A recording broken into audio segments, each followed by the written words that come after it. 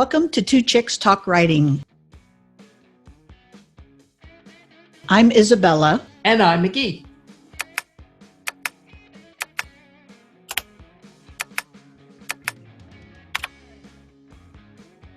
Welcome to our show. Hey everybody, welcome to our podcast. This time we're going to be talking about the shifting sands in publishing right now. So whether you're self-pubbed, you are traditionally published, or you're a combination of those things, otherwise known as a hybrid, we hope that this discussion on the shifting sands of publishing will give you some other ideas and give you something to think about if you're thinking of publishing your own novel. Well, McGee, what do you think? Well, I would call myself a hybrid author. As of this moment, I have no intentions of not self-publishing. I have no intentions of not sending works that I think fit with a publisher to a publisher. I have a long-running list of pros and cons of both ways. And of course, as you say, it's shifting. You know, what was true 5 years ago is not true now. Amazon, man, they have some slick stuff to self-publish, to upload things, to do things, and they figure out how to make their money first, and the formulas keep changing. Kindle Unlimited, is it a boon, is it a bane? As a first-time self-published author, KU was probably the only people that would start to read my book besides my friends and my relatives, but they already have the $10 subscription or whatever it is now. And so they could start my book, and if they hated it, they could just stop. It didn't cost them anything. So they give me a chance. Whereas a first-time author, and you're trying to promote them, and you got to drop $8 or $10 on a book, and it might stink, So I think Kindle Unlimited does give us some opportunities, but I think it's really tough. As a business model, I don't know how a publisher would not go, no, not Kindle Unlimited. Since I'm on the publisher side of this, I'm on that same way. I'm on both sides. Since I am on the publisher side of this, when I started in 2010, it was a different landscape. A new author could come out and publish a book and do well. There is a group of us who started out, had a lot of success, did really well financially. And then Kindle came out with this KU, Kindle Unlimited. So Kindle Unlimited in the very beginning was super great. They paid you a certain amount of money if you made it to the end of the book. Now it's based on pages read. You could start to see why that might be problematic. And there are Kindle farms out there that at the time you could hire people who would go in and download your Kindle Unlimited book and go from front to back. They didn't, had nothing to do with how many pages you went. It just measured from, did you get to the end of the book? And they paid them based on that. And then you started to see some book inflation, which meant they started basically stuffing books with ads or materials in the center of books, especially with when it moved to pages read. So, as you said, some new writers get their start in Kindle Unlimited and do really well. And some writers who don't get their work edited or don't get their stuff taken care of, like maybe they should, don't care and throw it up there and devil be damned. And for sure, the early reputation from all of my voracious reader friends was that, most of the stuff sucks, but, you hit a good one once in a while, and, people will think your book sucks if you put it there. And it's that voracious reader that I needed to give me a chance. So, once you have your foot in the door, how long do you leave that book on KU? When do you pull it off of there? I don't know the answer to that. I think, again, it's the shifting sand. So, we've used Kindle Unlimited a couple of times as a way to introduce maybe a new series or get people interested in a series.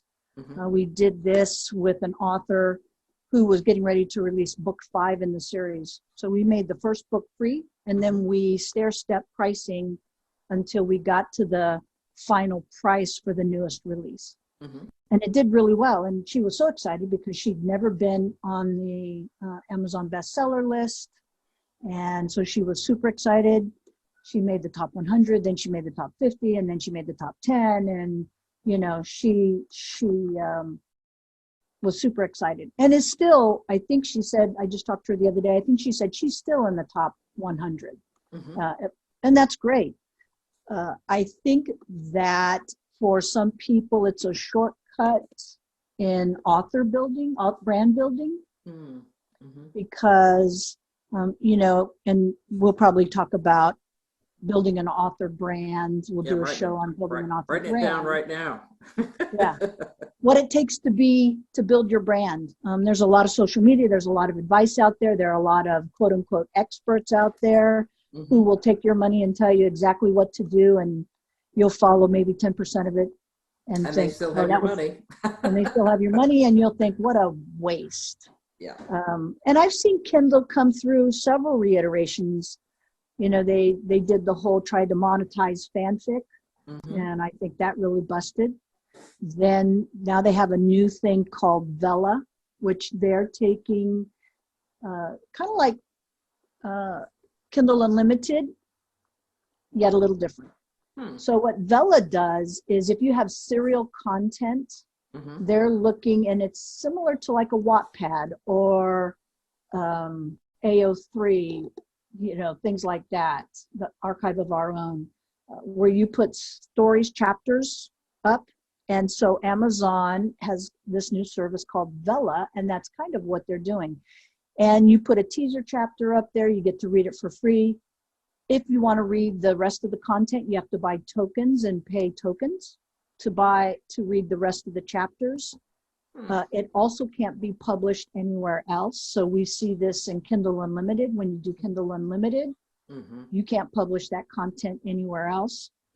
And that means you can't be on Kobo, you can't be in Barnes and Noble, you can't be on Publish Drive, you can't be in and you can't be on your own website. So if you want to try and sell it from your own website, you can't even sell your own book with Kindle Unlimited. Right. So Vella does the same thing. You know, they want you to have a cover. They want the books to be edited, and they will take chapters, I think, anywhere from 600 words to, I think, 5,000 words per chapter. And so what you cannot do is if, let's say, you had a book and you wanted to monetize it, serialize it like that, and just upload chapter by chapter by chapter, you can't do it. Vella restricts that. It has to be all brand new content. So I'm sure that there will be some nefarious character out there who will figure out how to take a book that they've already written and published and convert it to content that Vella will approve. My assumption is, and there's still not a lot out there on how they plan to police it. My assumption is they'll probably have like a Turnitin type of program that goes through and reads all the content and says, oh, look, this book is just like this book. You either plagiarized it or you published it already. Take it down. I think they'll probably do something like that. But yeah, Amazon's the big elephant in the room. And, you know, they've been able to control publishing and control authors and control content for a really long time. And I'm not a huge Kindle Unlimited fan, but you know, people want to do that. That's, you know, an option for them. So I guess looking at the number of publishing houses that, you know, like, you know, back when I was in college, there were like 3 lesfic, you know, type publishing houses. And then there was kind of an explosion. And a lot of them may be somebody just, you know, like if I publish my stuff, I have a name for the publishing company, but I don't publish anybody else's stuff. And certainly the big dogs are down, you know, to the big 5 now, you know, as far as publishing houses. So talk about some shifting sands. I mean, is it just people like me that like to hold the book and smell the paper when they read, or? Yeah, I think, I was on I was watching a podcast where we were talking about how to bring new readers to the industry. And one of the things we have to realize is kids growing up today or young people growing up today have their books here, Mm-hmm. And the content needs to be digestible on their phone. And I think that that's why Wattpad and places like that do so well, because they can read chapter by chapter, wait till the next section shows up and then they're ready for it. To actually sit down and read a book is an experience, is an immersion. It's the way you immerse yourself. It's one of the last, in my opinion, it's one of the last few ways we still have a little bit of an interactive experience. And when I mean interactive, I don't mean press this button, shoot that bullet, that kind of thing. It's the way we can get in and focus on a book, turn a page, make notes in it or underline it or dog ear it. And I know people are going to go, oh God, you dog ear your pages. Yeah. Oh my God, that's sacrilegious. They want to dog ear their favorite sex scene or a saying or something. It's the one place you can put a bookmark in there still and get off of technology. But young people or younger people today they've never read a book like that. Most people. I won't say everybody, because we're going to get emails saying, I still read books and I'm, 25 or 35 or 45. And I think that, we have to embrace that that's kind of how technology is changing. I have a stack of to be read piles, not on my Kindle, but next to my bed. But I have to say, kind of being on the other end of that age spectrum and approaching that, I love being able to change the font size. Because I open some of these books and I'm like, you have got to be kidding me. Now, my wife reads off of her iPhone all the time. And she's like, well, I don't see why you don't. I'm like, because by the time I read 3 words, I'm on the next page. I'm on the next page.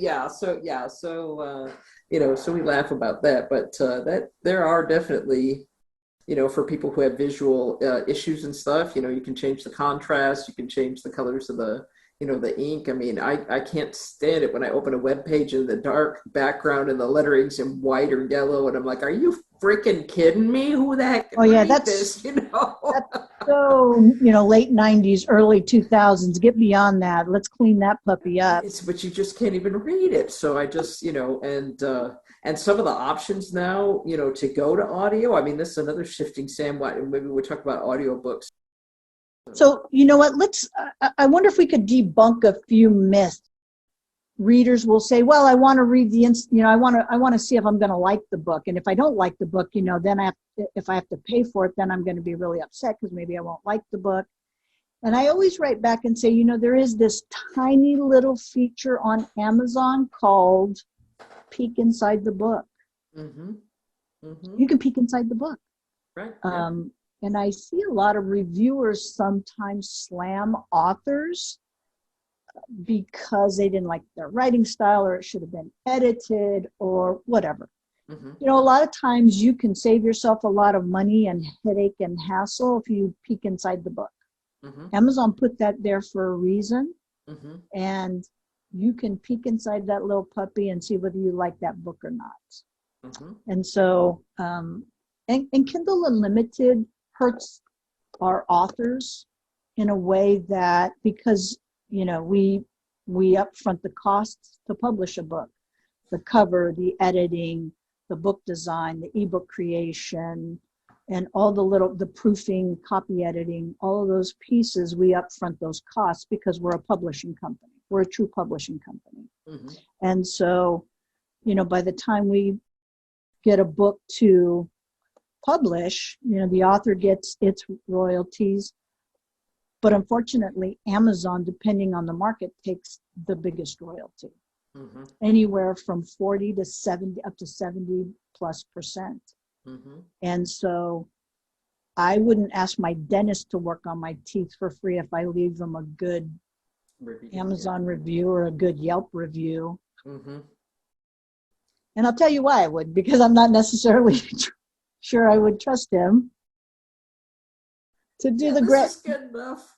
Got some super glue. Yeah, yeah, exactly. This looks good to me. You should be able to chew on that for you should be able to chew on that for a couple of weeks. Yep. And then come back when you're ready to pay me. That's right. Yep. So I think that if you were to ask, how long does it take you to write a book?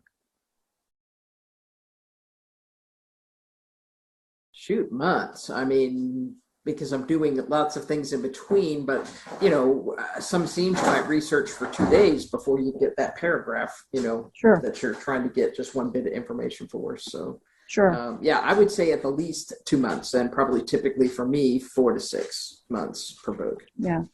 So by the time you've put all of those hours into your book, and even, let's say, even at $9.95 for an ebook, mm-hmm. and your royalty split, a lot of authors are probably making, after they've, if you tallied all your hours, if you put all your time in there, all your research, all the writing, rewriting, editing, all of that, and a lot of times authors are making a couple of bucks an hour.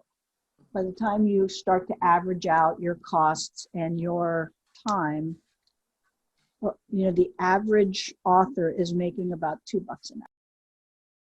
And then that's just average. Now, there are going to be some authors who are going to do super good, super well. Mm-hmm. They've written a lot of books. We call it the tail of the dog. You go back and get their backlist, especially if you've just discovered that author. I think we've all done that. Found a book and read them and went, oh my God, what other books do they have? I got to go check them out. Right. But they take time, and it takes, and if I had one thing to tell readers about the shifting sands in publishing, it's that Kindle has upended the market.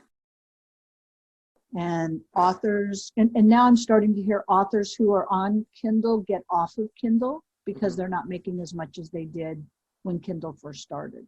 Right. There's only so much of the pie you can start to dole out. Exactly, because they take like 0.0002 cents for each page read, and when the entire Harry Potter series is on Kindle Unlimited, and they read their bazillionth page or whatever, it takes out of that pie. And at some point, like you say, when the deal starts to be bad enough for the authors, they're going to take their toys and shift them somewhere else. See how I did that there? Right. Well, and remember, on Kindle Unlimited, it's unlimited for Kindle, but it's limited for the author, and that you can't go anywhere else. You can't go on Barnes and Noble, or you can't do Smashword, or you can't do Kobo, or any of these other possible opportunities. iBooks. I was going to bring up Smashwords because they were really kind of the front edge on that. They have their monster machine you can upload your stuff into, and it will format it. It'll be interesting to see if they can hang on long enough to be formidable against that as authors start to go, but you expect a starving artist kind of in a way, and people say, can you make money, being an author? And I think the answers are qualified yes. How much money do you think you need to make to do this? And like you say, is $1 enough an hour for you to feel, what? And I think there's as many reasons as people write books as there are stories, to be told. So I certainly want to encourage people. You're not going to necessarily pay your mortgage, though, my friend. You're not going to pay your mortgage. Well, and some people, who are on the food chain, higher up on the food chain, probably are doing better than others. And I think this is where branding comes into play, and services like Book Baby and other, we're not even talking about those kinds of services. Can you, as part of Kindle Unlimited, be part of those? And, and we'll talk about, I think that's, more fodder for when we talk about author branding and stuff, because those are all pieces to the author's toolbox that they should have in the toolbox. But we're talking about publishing right now. We do see more people who are publishing through different publishers, putting books in different publishers. We've had a couple of books from some of the bigger lesfic publishers come to us because those publishers said they wouldn't publish those books. And that goes back to that idea of, publishers establishing what they do publish and what they don't publish. Everybody's got a formula. Everybody's got a model that they try and follow. I hear a lot of authors tell other authors, hey, write what you write. You do you, boo. Right. You write what you write, boo, and don't let anybody influence you, and you write what you write. Okay. Yeah. Well, there's two things I don't understand, and not that I'm really judging it per se, but I don't understand people that try to chase the latest trend. Now I'm writing paranormal. Now I'm writing vampires. Now I'm writing this. Now whatever they think is the hot thing, that's what they write now. And I don't understand people that try to write vastly different types of books every time. And I guess maybe that's my wheelhouse because I don't have the skills to do that. But I feel like, I've written 5 romance books, basically. They have different flavors, but they're, I love a cozy mystery. I couldn't write one to save my life. I am one of those who writes in different genres. I like the freedom to be able to move between genres. I would say you have more skills than me too, just saying. Oh, you're being really nice now. You're being really nice. Yeah, I think that chasing the genre is probably what's wrong. Again, this kind of goes back to author branding and author, establishing what your brand is, what you're known for. Karen Slaughter writes what Karen Slaughter writes. The same book, just different characters, different ideas. If you were to look at a J.R. Ward and the Black Dagger Brotherhood, you know what you're going to get when you pick up a Black Dagger Brotherhood. Sherilyn Kenyon, when she writes in several different genres that I really love. But you know what you're going to get when you pick up those books. That's not wrong. It's the model that works for them. And I think that, again, I get a lot of, I see it posted on Facebook all the time. Why do people try to tell everybody else what they should be writing? Why don't you just write what you want to write? So then this would be my question to them. If you just want to write what you just want to write, it's not a question anymore. Why are you asking it? It's what you want to write. Right. Yeah. If you want to make money at this and you're polling everybody to see what's the biggest seller, that's different. That's different. Yeah. Is it a hobby or is it a business? Could you build a business just writing sci-fi? There are going to be a lot of authors out there who tell you, yeah, because that's what they do, and they do it well. Yes. Yeah, it's what they do. They've built their brand. They've built their audience. They know where their audience is. They go to their audience, and they focus on that. They know, but within that sci-fi, they know what sells, or they know what's, We're not going to get necrophilia, hi-fi, sci-fi, high drama sci-fi, necrophilia. It just. I don't even think it's a genre, but it's a niche within a niche within a niche now. So I think that's part of this shifting sands. There's one place where it has been an oasis all unto its own, in my opinion, and that's been romance. A lot of people are going to say, no, that's not true. That's not true. And I'm going to say, look at the top 10 books on Amazon right now. Look at the top 100 books on Amazon in lesfic and tell me what they are.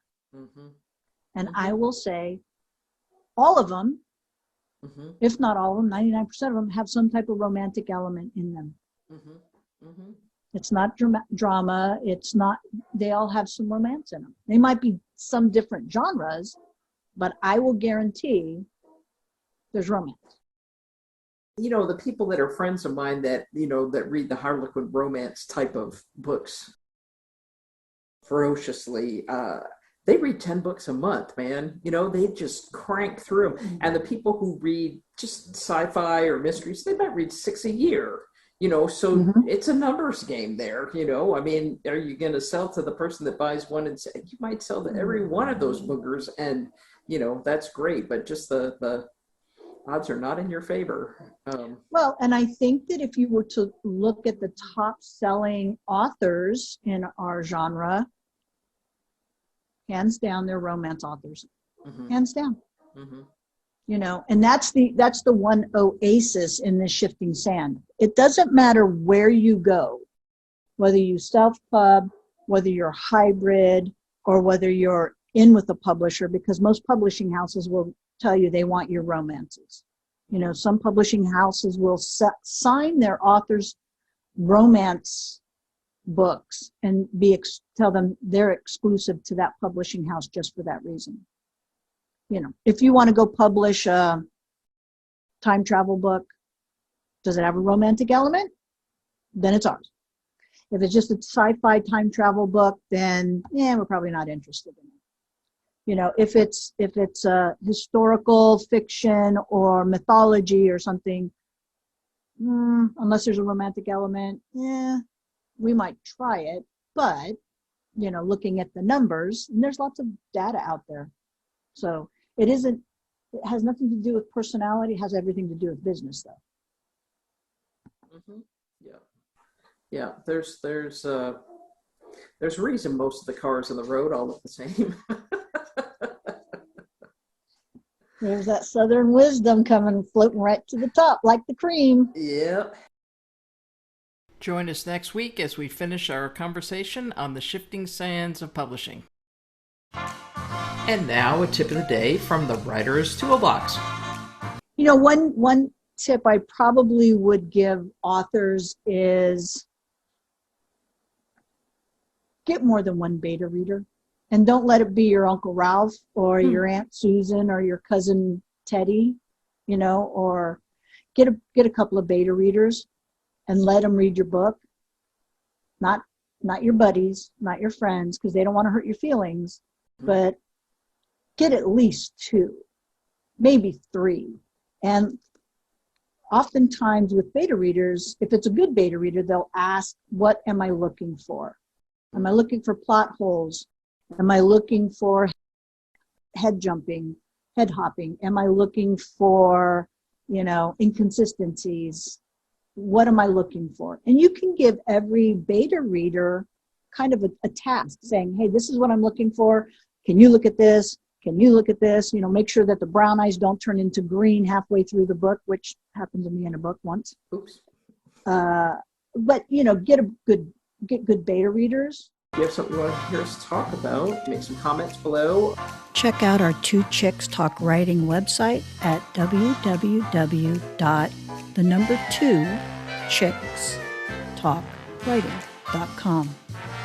You'll find all of our past podcast episodes there, as well as some tools and tips and freebies you can download.